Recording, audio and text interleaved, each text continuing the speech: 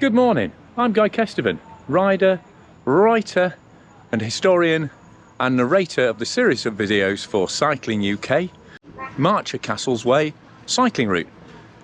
Down from Shrewsbury, through Ludlow, which is where I am today, starting day 2, into the Welsh Marches and then back up through Montgomery and Church Stretton into Shrewsbury. So it's a 300-kilometre route.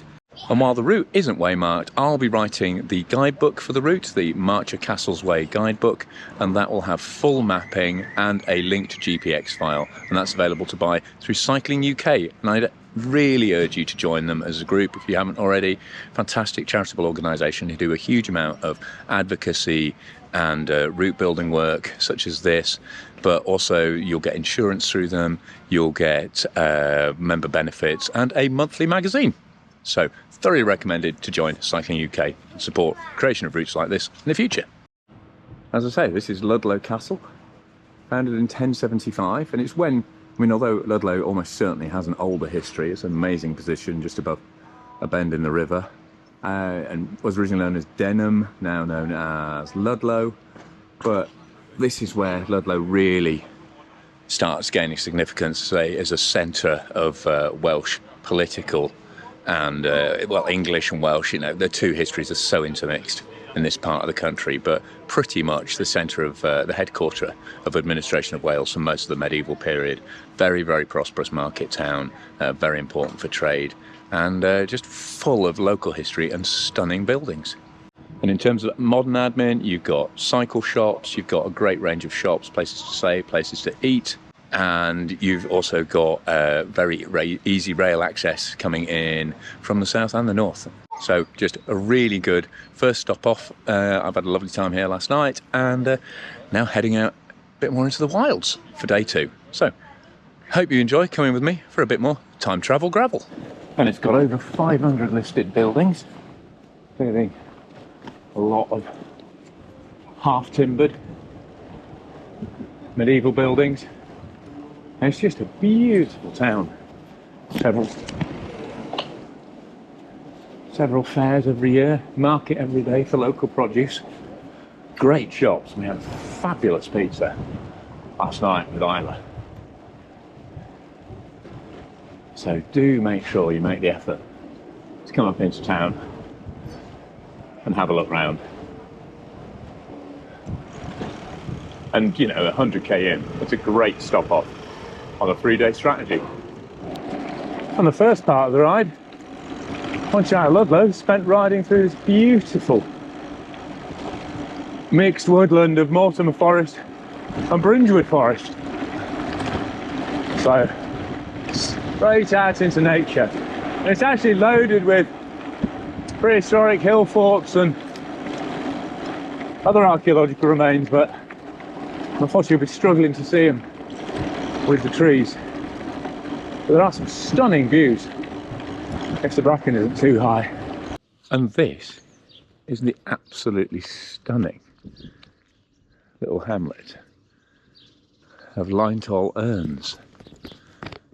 And it's literally like a film set. Absolutely beautiful. And then up on that hill there, it's actually a really big Iron Age hill fort, so unsurprisingly, this beautiful little spot has probably been occupied for a good few millennia. But why wouldn't you? Just beautiful. And it's just one of the many, many stunning villages and forts and everything we've already ridden past on this route. And there's more to come. Just, genuinely breathtaking. Oh, and if you do get your breath taken away, there's a defibrillator in that phone box too. And we're just pulling out through Amesbury and the surrounding woods, full of earthworks and burial mounds. And there's actually a Bronze Age beaker found locally too. So again, very rich prehistoric past to this area. And there's so much of this ride like this. Beautiful stream on one side, steep woods on the other, gravel and grass up the centre of this lane. Just fantastic riding country. Just full of absolute gems. This beautiful half-timbered farmhouse. And this clinker-built barn. Huh. Yeah, more, just kilometre after kilometre. Beautiful, deserted woodland gravel riding. I imagine Googling the Space Guard Centre is the kind of thing that puts you on all sorts of lists, but they've got a nice observatory up there and some other interesting buildings. And now I'm in Knighton, just beneath the market clock tower. It's very pretty little town. It's right on the road into Wales, but not the main road, it's quite a quiet road in, but it's sandwiched between the old Roman road and an Iron Age hill fort, Caercaradoc, overlooking the town, site of two Norman Montgomery castles. Llywelyn and Abergriffith besieged the town and burnt it down, so all sorts of things. Oh, and it's a slap bang on Offa's Dyke as well, with an Offa's Dyke visitor centre, so plenty of historical interest here in Knighton. But for me, my major interest right now is getting a cup of tea and some cake. Well, that's been a hell of a climb, but luckily really well surfaced. And now we're actually at Offa's Dyke. So you can see here, you've got a ditch and then a bank on that side. And in places, it's still 2.5 metres, well, it can't be far off that here, 2.5 metre high rampart. And then 20 metres across, including this ditch. And the ditch is on the Welsh side, so it's definitely a fortification against those pesky Welsh over there. And as the name suggests, it was probably built by the Mercian king Offa. And it would definitely, some sections of it from archaeological evidence are later than the 5th century. However, Septimus Severus actually built a wall 130 miles long from sea to sea, which is way too long for any of the walls in the north, like Hadrian's Wall or Antonine Wall, but it's pretty much the exact length that Offa's Dyke would be if it stretched from top to toe of Wales. So, not quite sure who built it, but certainly a very impressive monument. You can see it runs all the way across the ridge lines, right far off into the distance, and it's a long distance path now, and also a scheduled national monument, scheduled ancient monument. So yeah, well worth the climb up to it because the views are stunning. And as you see it marching off over the marches ahead of us, it really is an impressive feat of engineering, whether it's the Romans, the Mercians, or someone in between. To get that much manpower up here for this much distance, oh, that's some serious thrall going on, and a very, very impressive display of power. When you get linear earthworks a lot throughout the prehistoric and the post-Roman period, but nothing on the scale of Offa's Dyke. And if you want, you can just carry on heading north following Offa's Dyke, but we're going to take a little diversion down into the beautiful little medieval town of Clun. And now I'm in the beautiful little town of Clun. Just come over this 15th century packhorse bridge, remains of the Norman Castle, are up that way. And this is the Norman side of the town, and now it's the ancient side of the town, which has probably been inhabited since the Neolithic. There's Neolithic remains there, there's a lot of Bronze Age activity as well, so it dates right back in time. There's a flower shop, there's a really nice looking coffee shop and cafe. Yeah, really nice little spot, this Clun. Tell you what, Clun Castle's a fair old size. You've got a big stone keep there on the side of the motte, and you've got a nice bailey there, and a big moat around it. Classic bit of castle design. And now we're rolling along the Kerry Way, an ancient cattle droving track So a Moo-torway, joining Wales and England, been in use for millennia for getting cattle back and forth over the border. And one thing I haven't said enough, I'm sure, is that always remember you're riding through a working landscape. So while hopping off and opening and shutting gates can be a pest, particularly if you're riding solo. You know, a minute of your life making sure all the gates are as you found them could save hours and hours of a farmer's life looking for lost livestock, or them even getting onto roads and causing accidents. So always make sure you follow the countryside code and just respect where you're riding, because we want cyclists to be welcome in these beautiful wild places, not seen as a nuisance. And as well as looking after the environment you're riding in, make sure you respect the environment that might be coming at you as well. Now, views like this from these ridge lines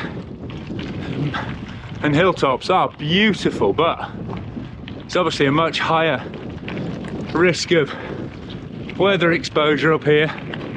It can be a long way from shelter and civilization without realizing it. So always prepare accordingly, you know, carry spare layers, spare weather layers, survival bag if there's a chance that it'll get really cold. It's just like, you know, bringing enough food and water. It's always better to take an extra coat and a base layer on a ride and spend a few more calories getting it up the hills than it is to risk hypothermia and exposure if you have an incident and it means you're stuck up here. So ride safe, folks, and respect the environment. And if you're feeling frisky enough at this stage in the day to do a little bit of an extra out and back extension, you'll come up to the two tumps. These old, probably Bronze Age burial mounds. And there's a dyke just over, actually you can see it there, the cross dyke running across there, another earthwork. But the views all the way up into Snowdonia, Mid Wales, South Wales, and then back into Herefordshire and Shropshire. Absolutely incredible. What an amazing place to be buried. Whoever you were, I salute you. Clearly someone of great importance. Get a touch of the zoomies! Heading into Newtown. And also some of the clattery Rockies too. And the last climb before you get into Newtown is proper evil. But the descent afterwards makes you realise yet again how much you've climbed down this route. Just be careful of the switchbacks. Pretty tight and pretty loose. And I've just dropped into Newtown for supplies. A little market town. Actually looks really pretty. In the summer evening light. There's a fish and chip shop, plenty of takeaways. There's a Lidl, there's a McDonald's, all sorts of facilities basically. And it's on the railway line as well. So it's good for transport and good for stopover. But I'm just gonna head a bit further down the route, heading up Montgomery Canal and overnighting near there. So Dolforwyn Castle on the route, and then we'll start again tomorrow. This cycle path heading north, absolutely first class, alongside the river, really nicely surfaced, well signposted for NCN 81. Winning! Oh, there's a red kite keeping me company. And now we're riding alongside the old Montgomery Canal. As you can see, not navigable anymore. I don't even think it's got any water in anymore. There are sections of it that are navigable, but not this one. But still a fascinating bit of industrial archaeology nonetheless, and a really important thoroughfare back in the day. Beautiful flowers and bulrushes in the canal though. They're enjoying it still. Now we've got lily pads, swans, ancient trees overhanging it. Absolute treat! That's proper lock up ahead too. Ah, oh, this is lovely. And up on top of that hill, there is Dolforwyn, which was a fortified manor and castle being built by Llywelyn ap Griffith after he was pronounced Prince of Wales by King Henry. Unfortunately, he kind of got a bit too big for his boots. I won't go into the full history here, but he started off as a really good ally for Henry because he was controlling the rest of the Welsh lords, and so Henry was busy with other stuff. So if he could use Llywelyn ap Griffith to effectively control Wales on his behalf, he granted him a lot of titles, including the title Prince of Wales. So he was very, very important. But kind of let that go to his head, and he kind of snubbed the king a couple of times, and Roger Mortimer was also building a castle at the same time in Montgomery, which is just over that. That's where we're heading next. So he obviously caused quite a lot. You know, he went to the king and said, "What's going on with Prince of Wales building a castle when I'm building one at Montgomery?" And eventually it fell in favour. Well, King Henry was away, and the royal court ruled in favour of Lord Roger of Montgomery, and so that castle ended up getting besieged and destroyed, and that was kind of the beginning of the end for Llywelyn ap Griffith, unfortunately. But yeah, still beautiful ruins if you heave yourself up the hill to see them, but unfortunately I'm a bit late for a date with my Airbnb, so I best crack on. But that to and fro between the English marcher lords and the Welsh nobility is just completely symptomatic of the whole early medieval period in this area, which is why, you know, look up there, everywhere you look there's a castle moat. But the fact there are so many Iron Age castles, there's one just on that hilltop over there, one of the largest in Wales actually, just shows. And then, you know, judging by the Welsh poets and the Anglo-Saxon histories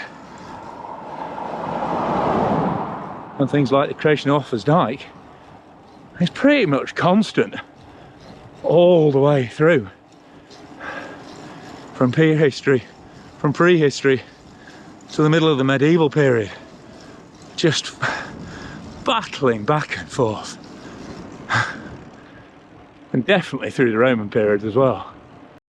But this area was a particular hotspot because it's the main north-south corridor through Wales, which is why you've got a railway just behind that hedge down there, you've got the canal, you've got the main road the other side of the valley, and actually recently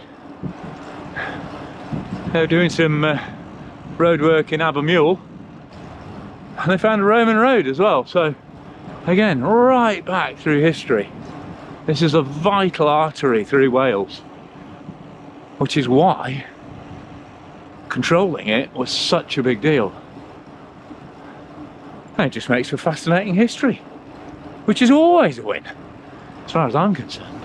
And I've just skirted around the edge of Llandys Hill, which is named after St Teithel, 7th century Welsh saint, and it's also linked with St Pedan. And there's evidence back here from back in the Neolithic period, and also these surrounding hills. There's no less than 8 different hill forts. So again, there's a holy well. We don't know much about Celtic religion, but we do know there was often a large water element to it, so that's probably a prehistoric shrine site as well. But again, just shows. Oh, and the Roman road runs along the river through the parish as well. So again, even just middle of, you know, what you think is relatively indistinct little village. I mean, beautiful enough. In the middle of Wales is just absolutely seething with history. And as I was saying, Presteigne, one of the largest hill forts in Wales. Of course, you can't really see much of it. There's a bit of an embankment over there, but apart from that, it's all under these trees. But I don't know if you can see it.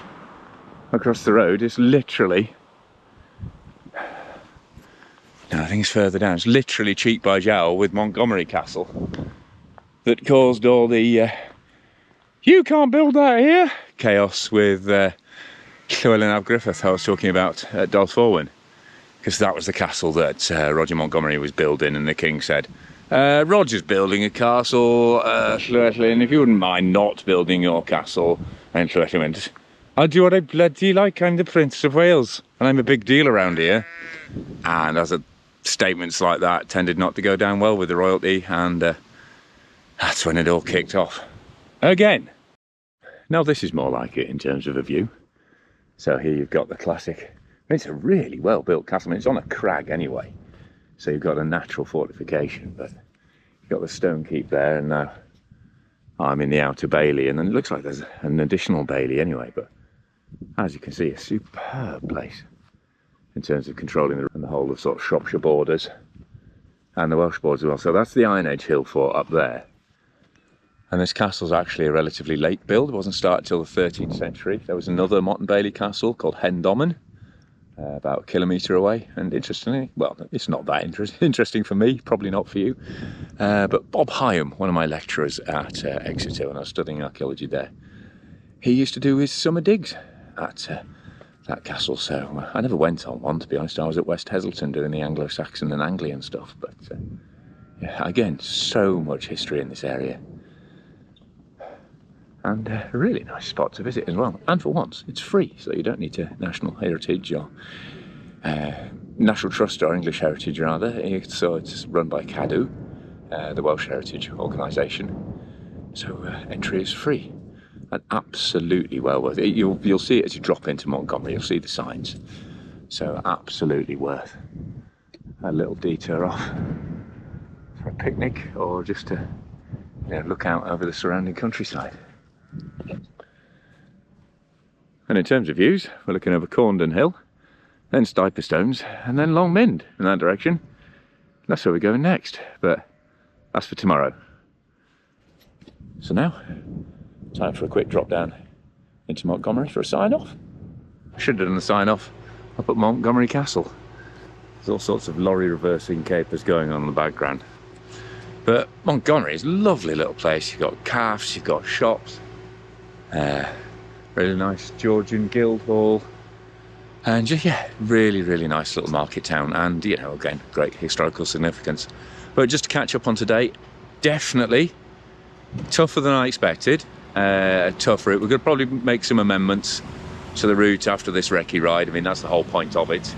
There's some sections of very heavy undergrowth and sort of steep on. I mean, without blowing my own trumpet too hard, I'm relatively fit. You know, I ride bikes for a living, and there were definitely some climbs where even I was on foot. So we'll probably be taking those off and swapping them for some more easily rideable sections. But that effort that you put in, rewarded with this, incredible views, stunning lanes, and, you know, back roads and gravel sections, just absolutely amazing. But don't overestimate how quick your progress is going to be.